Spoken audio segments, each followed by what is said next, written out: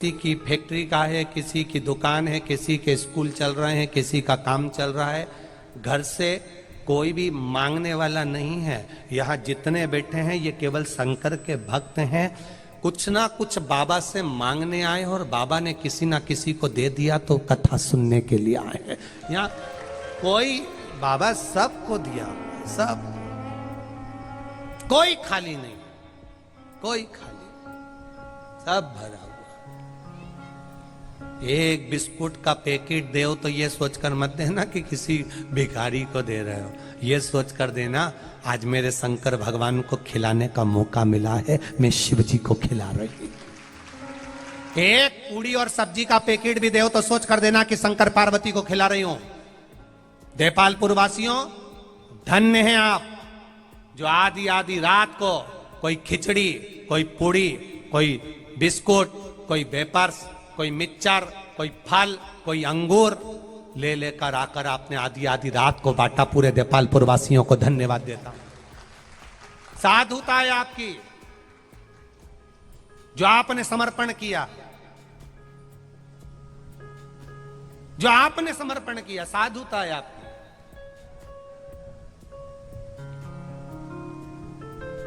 कुछ लोग कह रहे थे, एक पत्र कल आया था, उस पत्र को आप, एक माता जी ने कहा, गुरुजी रात्रि को जब वो कुछ लोग बांटने आते हैं तो बहुत सारे लोग भीड़ कर लेते हैं। ये मेरा विश्वास, शिव महापुराण की कथा में बैठते बैठते सालों हो गए, मेरा विश्वास कहता हूँ, जो नियम की कथा सुनने के लिए 7 दिन के लिए आते हैं, आसन बिछाकर दरी बिछाकर बैठते हैं, मेरा विश्वास कहता है वो भीड़ लगाकर बाहर तुम्हारे पास खड़े होकर मांगने कभी नहीं मिलेंगे। वो अपनी जगह पर ही बैठे रहते हैं। देने वाला आता है तो अंदर आकर उनको देकर जाता है। भीड़ तो दूसरे लगा लेते हैं। भीड़ वो लगाते हैं जो कथा के लिए कभी नहीं आए, केवल रात्रि को बंटता है तो चलो खाने के लिए आ जाएं। भीड़ वो बढ़ा सकते हैं, पर श्रोता जो पंडाल में दरी बिछाकर बैठ गया बेग लेकर, नहीं जाता बाहर। उज्जैन महाकाल की धरा पर शिव महापुराण की कथा हुई। कथा इधर हो रही थी, रोड के पार भोजन था। श्रोता अपनी जगह छोड़कर सामने के पंडाल में खाना खाने भी नहीं जाता था। क्यों? सुबह का खाना रात को खाएंगे, क्योंकि दिन में आराम से कथा सुन लेंगे, शाम को फिर आराम से भोजन करने जाता था। श्रोता किसको कहते हैं, कभी पंडाल में आकर देखिएगा, इनका काम भीड़। मालूम पड़ जाता है कि रात्रि को बांटने वाले आते हैं तो बहुत सारे इकट्ठे हो जाते हैं, हमको दे दो, हमको दे दो, हमको। पर ये नहीं उठते। जो श्रेष्ठ श्रोता है वो अपना जगह नहीं छोड़ता है। आपका मन है तो आप आकर, वो तो अगर आप बिस्कुट भी बांट रहे हो तो हाथ भी नहीं उठाते, वो तो देरोगे तो झोली में डालकर चले गए तो ले लिया, नहीं तो जाओ। उसका भजन मूल है, उसका शिव तत्व मूल है, उसका कीर्तन मूल है, उसको मतलब ही नहीं है।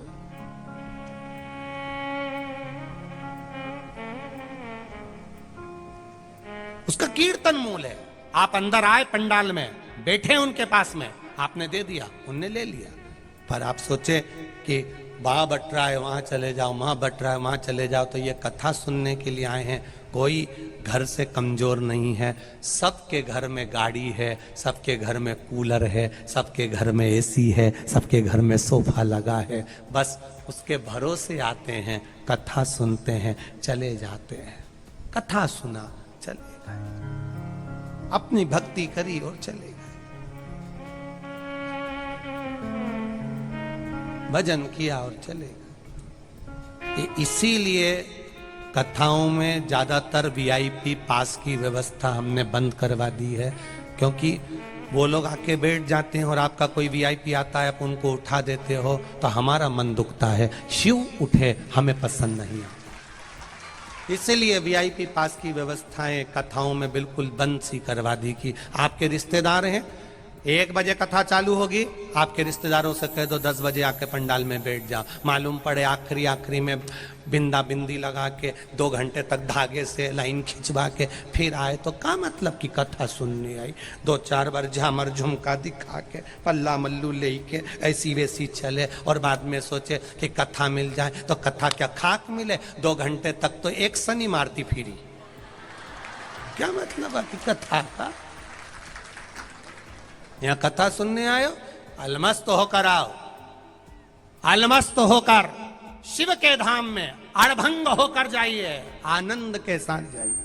और जब आनंद के साथ कथा सुनने जाओगे तो वो क्या देगा, कितना देगा और कितनी झोली भर देगा, 3 महीने में अगला पत्र तुम्हारा भी पहुंचा हुआ मिलेगा, निश्चित है।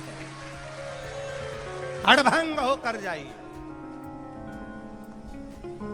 भोलेनाथ दया करना, मैं तेरे भरोसे हूँ। हम उसके सहारे, उसके भरोसे पर जिए, और जब उसके भरोसे पर जिएंगे सुख का अनुभव होगा, आनंद का अनुभव होगा, रसतत्व का अनुभव होगा। क्या क्या मिलता है? कोई लीवर वाला, कोई किडनी वाला, कोई कैंसर वाला, कोई बच्चे नहीं, क्या मिलता है इनको? केवल शिव पुराण में जाकर बैठ गए और विश्वास लेकर चले गए, एक कंकर शंकर को पूज लिया, चले, हो गई 7 दिन। आज कथा का कौन सा दिन है? 7वां दिन। ये निकल गए 7 दिन। कोई अच्छा बोलेगा, कोई बुरा बोलेगा, कोई गलतियां निकालेगा, कोई इसमें से ऐब निकालेगा। जिसकी बुद्धि में ऐब भरा होगा, गलती भरी होगी, जो खुद गलती से ही जन्म ले लिया होगा, बस वो ही दिन भर गलती छाटता फिरेगा। और जो अच्छा है, जिसने जिंदगी में अच्छा ही देखा, अच्छाई से पैदा हुआ, उसने पूरी कथा में अच्छा देखा। बहुत आनंद हुआ साहब। अपने देपालपुर में कथा हुई, देपालपुर का आनंद रहा, व्यापारियों का व्यापार चला, अपने देपालपुर में कथा हो गई। देपालपुर की कथा देपालपुर नगर में हुई। कंकर कंकर नारायण लक्ष्मी विराजते हैं। शंकर भगवान खुद कथा करने के लिए देपालपुर 3 बार आ गए। ये शिव कृपा है। अच्छा देखने वाले ने अच्छा देखा, बुरा देखने वाले ने बुरा देखा। 24 घंटे टेंशन में पड़ा रिया, अच्छी कैसे हो गई, अच्छी कैसे हो गई। और कल पानी आ गया, बिजली कड़क के, इन्हें जाके नारियल फोड़ा होगा हनुमान जी के, बहुत बढ़िया, और गिरा और गिरा और गिरा, अच्छी कैसे हो गई। पर इतना पानी गिरा, इतनी आंधी चली, इतनी हवा चली, उसके बाद भी सवेरे 9 बजे फिर कथा चालू हो गई। बापड़ा 3 दिन खाना नहीं खाएगा, 3 दिन फिर कथा चालू हो गई। आखिर ये जरूर, मुझे तो लगता है ये सियोर वाला महाराज कुछ ना कुछ, ऐसा लगता है सियोर वाला जरूर कुछ। और फिर कहूँ, हम ना तो विद्या जानते, ना तंत्र जानते, ना मंत्र जानते, हमारे पास ना भभूति है ना बेल है, हमारे पास तो केवल काल अधिपति महाकाल राजा, उसका विश्वास, उसका भरोसा, उसकी दृढ़ता, उसका आनंद, कुछ है नहीं। वो है तो क्या सोचो। सुखाए तो पहले महादेव से कहो कि सबसे आगे तुम चलो, दुख आए तो महादेव से कहो सबसे पहले तुम चलो। सुख में भी आगे करो उसको, दुख में भी आगे करो उसको। जब सुख में भी महादेव आगे रहेगा और दुख में भी महादेव आगे रहेगा, तुम्हें चिंता करने की जरूरत नहीं पड़ेगी, तुम्हें डोलने की जरूरत नहीं पड़ेगी। बस उसकी अविरल भक्ति तुम्हें मिलती रहे, अविरल भक्ति। शिव कथा कह रही है, शिव तत्व कह रहा है।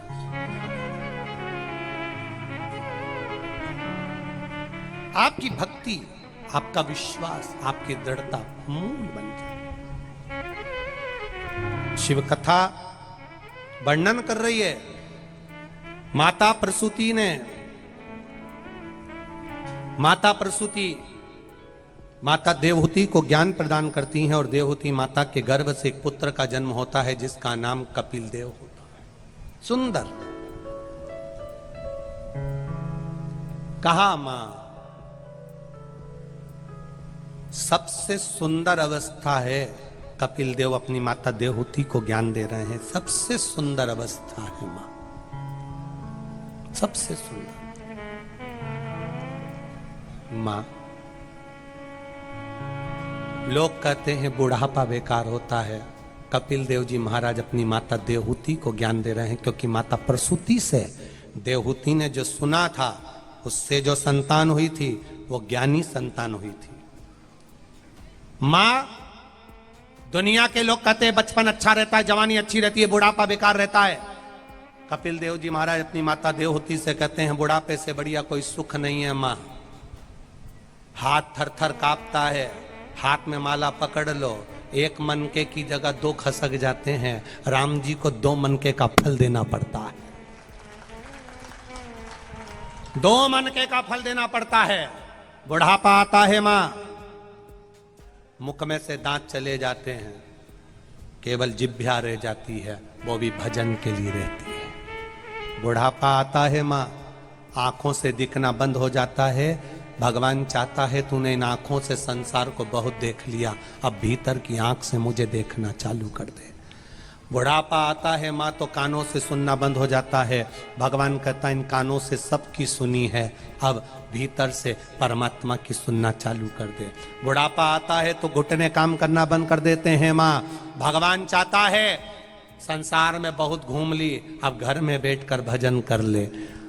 बुढ़ापा आता है तो हाथ काम करना बंद कर देते हैं मां। भगवान कहता है इन हाथों से संसार की बहुत सेवा कर ली, अब जितना बन जाए भगवान का गुणगान कर